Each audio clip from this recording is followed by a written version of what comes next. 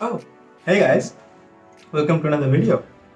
So I'm your broke artist HP Parker, and today I'm going to talk about another important topic that you guys will choose to not to watch and then come to my DM and say you are not making important videos. So anyway, I'm going to talk about composition today, and I'm going to give you guys 6 very interesting and easy tips that will make you guys improve in composition very easily. You guys can apply those tips in your drawings and see the improvement yourself. So without further ado, let's begin. So tip number 1 is basic shapes. You have to break down your drawings into basic shapes like squares, circles, triangles, and all those stuff. Our brain is not programmed to capture complex things at once. Our brain always break down any scenery, anything that our eyes capture into basic shapes. So if your painting is already consisting with basic shapes, then it will be very easy for our brain to capture the information quickly. So a painting always should contain, or the basic shapes should be visible on your painting. For example, this painting I made some days ago, you can clearly see that this painting is making two very basic shapes, a triangle and a circle. That's it. So even though this painting has not much detailing, but still this painting will stand out because it contains such simple shapes that it becomes very easy for our brains to process. Tip number 2 is worship circles and triangle, because our brain captures the simplest shapes first, then go to complex shapes. The simplest shape that you can create with a curve is a circle, and the simplest shape you can create with straight line is a triangle. So triangle and circles are the most basic shapes of all time. Even in the universe, maximum things are made of circles because the circle is such a powerful shape and is just simple. It's powerful because it's simple. So anyway, your drawing should try to dominate your paintings with triangles, pyramid, or circles and spheres. For example, this painting. Um, this painting has prominently just triangles and circles everywhere. Triangle, circle, circle, circle.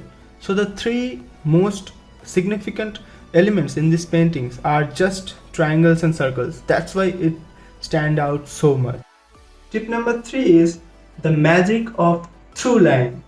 What is a through line? So the through line is when you have a prominent circle on your painting and you cut the circle with straight line or a slightly curved line, whatever works. But the straight line or curve that you are using, that has to have certain context. I mean, it's not like there is a circle and put something abruptly. That's not how it works. In this painting, you can clearly see there are the tips that I follow: a circle, triangle.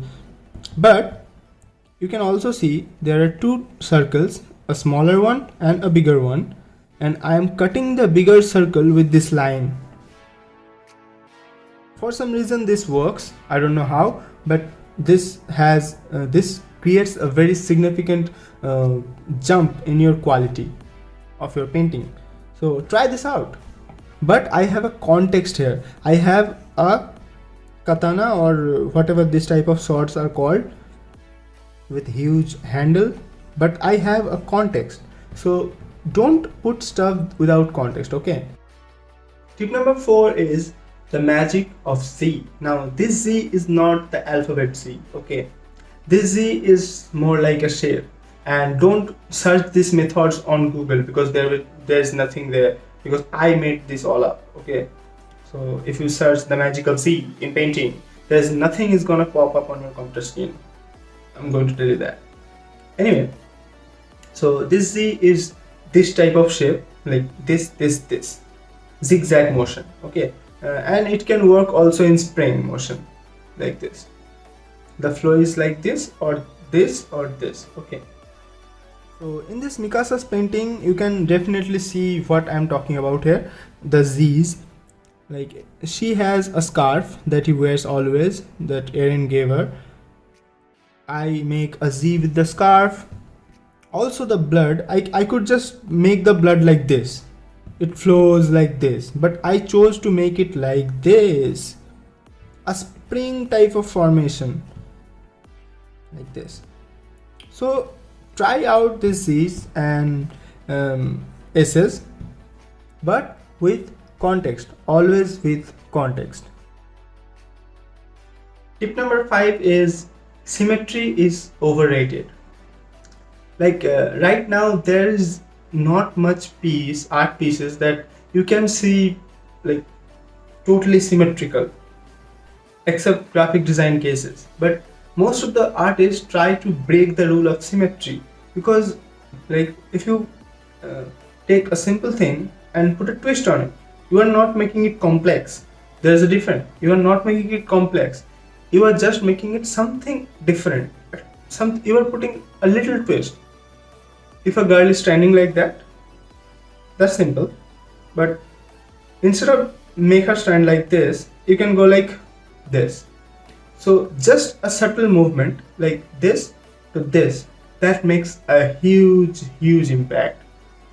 This is symmetrical, this is not, but this is ordinary, this is extraordinary. So here is a portrait I made a few months ago. So you can see that there is nothing wrong with this portrait. Like, this looks good, but I have made another version where I just give it a little push and pull with my liquify tool, and it turned out like this. So you can obviously see that this portrait has so much more character in it, which this portrait lacks. Why? I mean, there is nothing so much different in those portraits, but the subtle difference is this is kind of symmetrical and this is not. So just a subtle difference can make a huge impact on your painting. Always remember that. Also, there are times when you can't really apply you have to apply somewhere symmetry.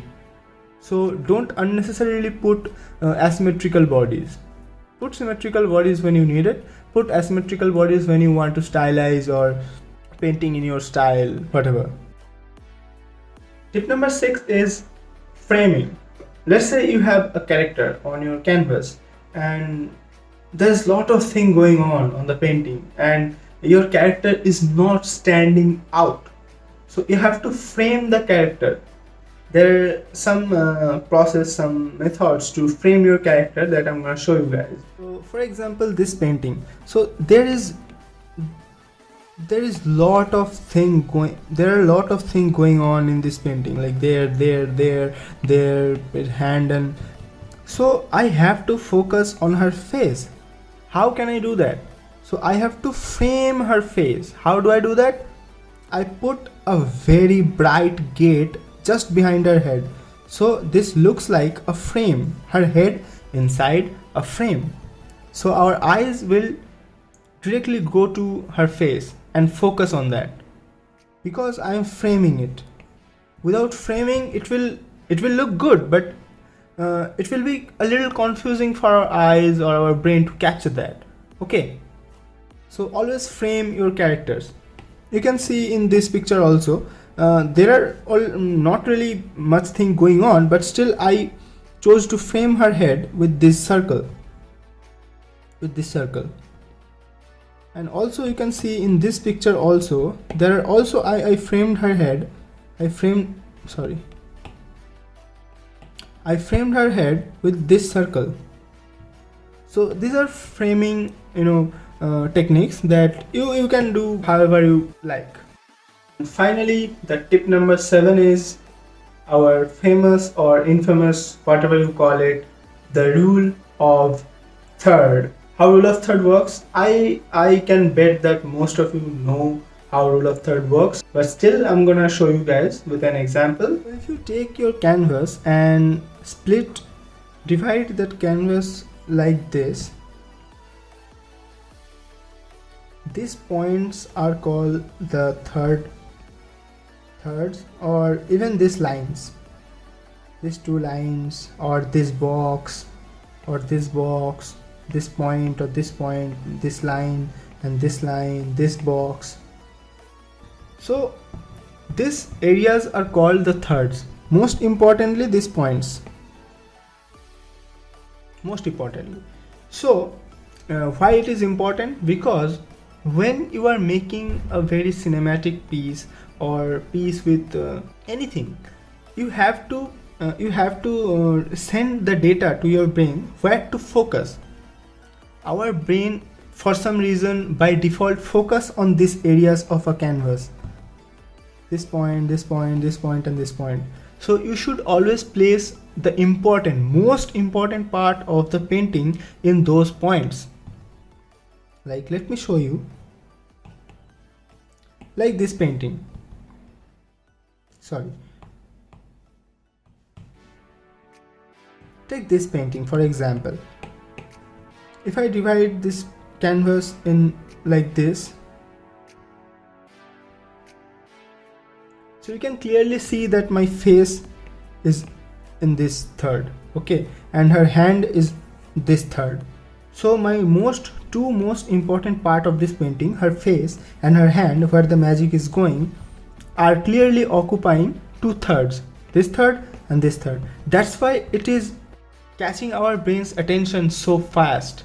Rule of third is like the bread and butter for composition. You have to master the use of rule of thirds if you want to make very good cinematic pieces, or anything, not only cinematic pieces, anything you do, the rule of third will imply. And there are also certain exceptions, or you can say special painting styles, where you have to put the character on very center point or vanishing line or vanishing point, which I will talk about later. But for now, remember to use the rule of third. So yeah guys, these are some tips and tricks that might help you guys improve your composition skills, and maybe you should apply them and listen to me for once in a while. Also guys, I'm thinking to start a tutorial series of how I work.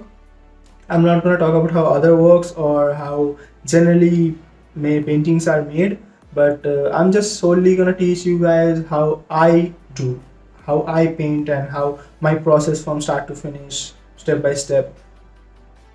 And for very in-depth and very secret tips and tricks that that took me years to learn, I will share those in my Patreon. So subscribe to my Patreon, support me, and as an artist I'm very broke and I need money, so go check out my Patreon. Also follow my social media galleries on Instagram, DeviantArt, Twitter, Facebook, and all those things. All the links are in the description. And subscribe to my YouTube channel for more videos like this. I'll see you guys in the next video. Till then, keep drawing, keep smiling. Peace. No, sorry. Peace.